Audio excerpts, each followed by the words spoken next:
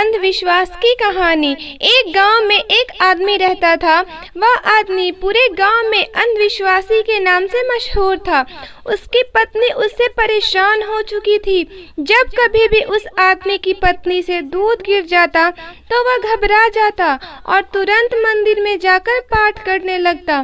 कभी उसकी पत्नी से कोई कांच की चीज टूट जाए तो वह आग बबूला हो जाता।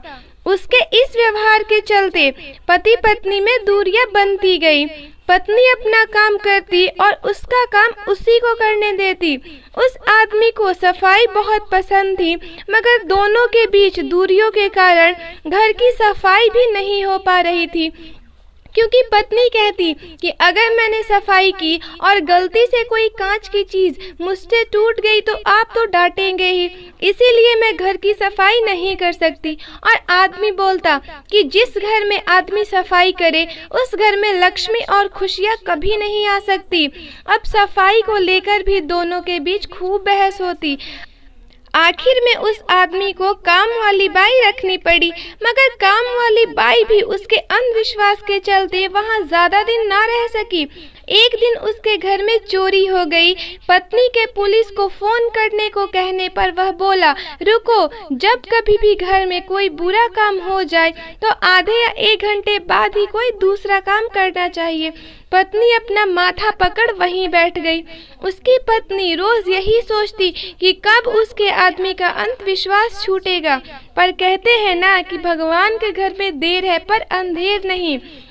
एक दिन कुछ ऐसा हुआ कि उस आदमी का सारा अंधविश्वास दूर हो गया।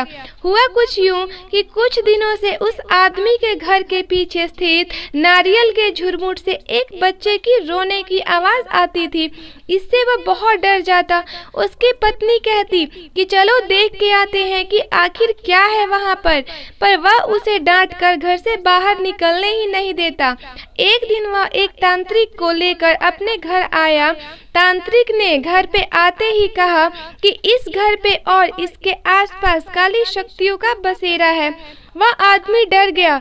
उसने बोला, बाबा अब क्या करें? बाबा ने कहा कि एक हवन करना पड़ेगा और इसमें 21,000 रुपए खर्च होगा। उसकी पत्नी ने उसे रोका, पर वह नहीं माना। हवन होने के बाद भी कुछ नहीं हुआ। एक दिन उसके घर के पास से राजू निकला, जो उन नारियल के पेड़ों से नारियल तोड़ता और उन्हें बाजार में बेचता था।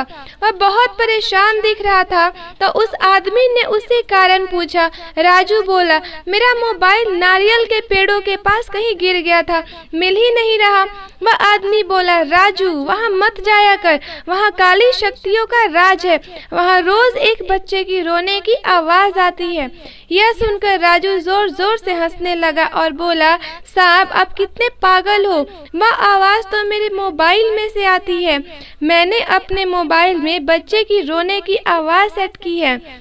आसपास के खड़े लोग भी उस आदमी पर हंसने लगे और उस आदमी का सर शर्म से झुक गया। दोस्तों, अगर आपको ये वीडियो पसंद आई हो तो आप इस वीडियो को लाइक शेयर करना और इस चैनल को सब्सक्राइब करना ना भूलें। धन्यवाद।